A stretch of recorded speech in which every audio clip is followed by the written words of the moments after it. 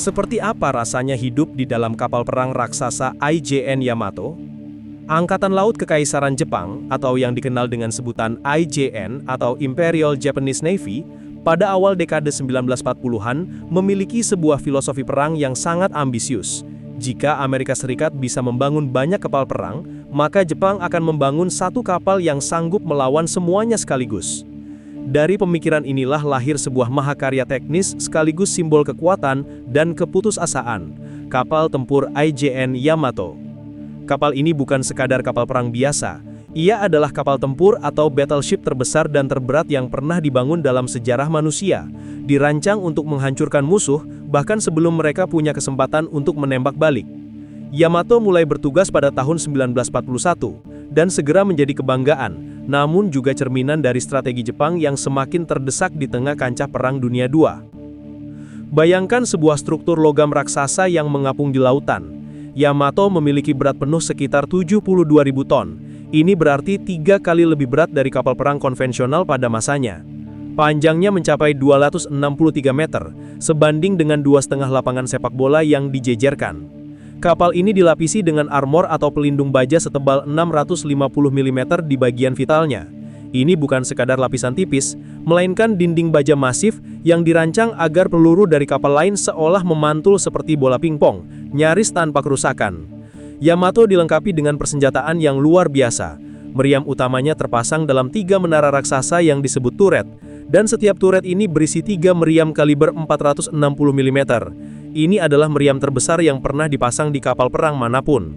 Ketika Yamato menembak, 9 meriam raksasa ini bisa melontarkan proyektil seberat mobil kecil hingga puluhan kilometer jauhnya.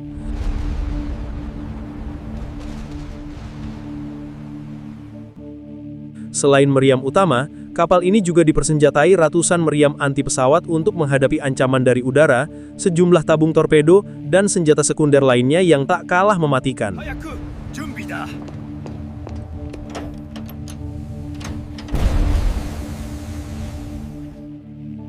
Di dalam tubuh raksasa ini, terdapat labirin ruangan dan lorong yang sibuk. Salah satu yang paling penting adalah engine room atau ruang mesin, yang dihuni oleh mesin-mesin raksasa penghasil tenaga.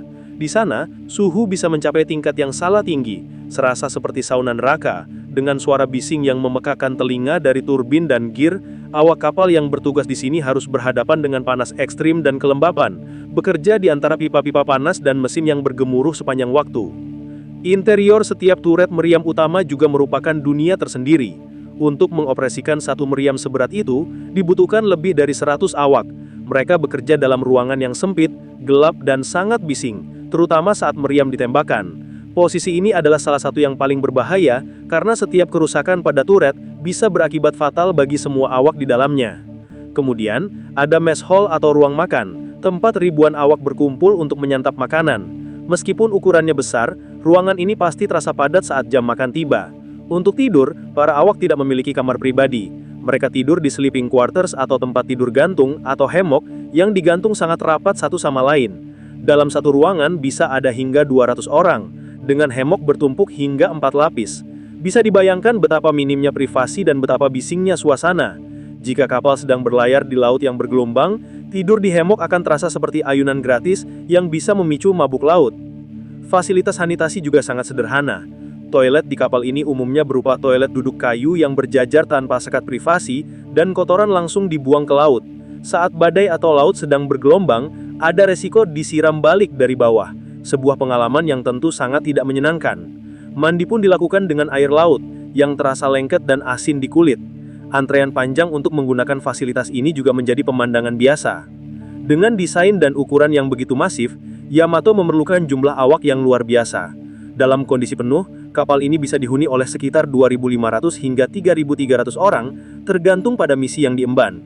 Angka ini sebanding dengan populasi satu desa kecil yang tinggal di dalam satu kapal. Awak kapal ini memiliki beragam posisi. Ada penembak yang mengoperasikan berbagai meriam, teknisi yang menjaga mesin tetap berjalan, koki yang menyiapkan makanan untuk ribuan mulut, operator sinyal yang mengatur komunikasi, dokter yang merawat kesehatan awak, hingga pendeta Shinto yang melakukan ritual keagamaan. Setiap orang memiliki peran penting dalam menjaga agar desa terapung ini berfungsi.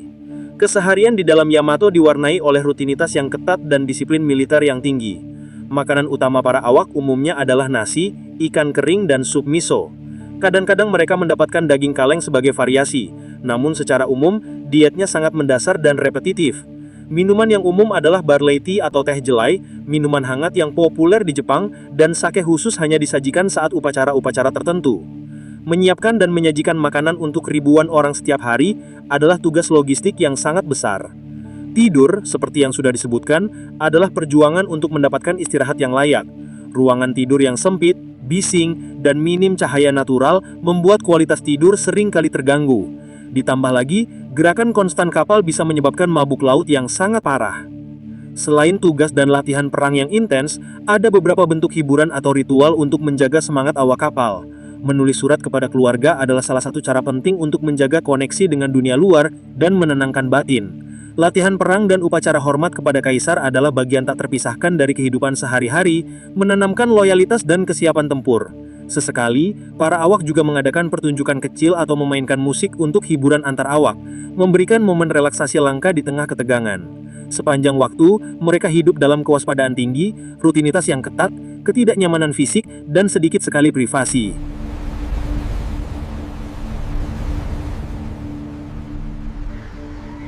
Masa dinas IJN Yamato berakhir dengan tragis dalam operasi Tengo pada tahun 1945. Misi terakhir ini adalah sebuah operasi kamikaze maritim, sebuah istilah Jepang yang secara harfiah berarti angin ilahi, mengacu pada serangan bunuh diri. Kapal Yamato diperintahkan untuk berangkat tanpa perlindungan pesawat tempur menuju Okinawa dengan tujuan menabrakkan diri ke kapal-kapal Amerika yang sedang menyerang. Semua awak sudah menyadari bahwa ini adalah perjalanan satu arah, sebuah misi yang sengaja dirancang untuk pengorbanan terakhir. Dalam perjalanannya, Yamato diserbu oleh lebih dari 400 pesawat Amerika. Rudal, torpedo, dan bom menghujani kapal secara bertubi-tubi. Dek kapalnya terbakar hebat, meriam-meriamnya meledak, dan ratusan orang tercebur ke laut yang mendidih akibat tumpahan minyak yang terbakar.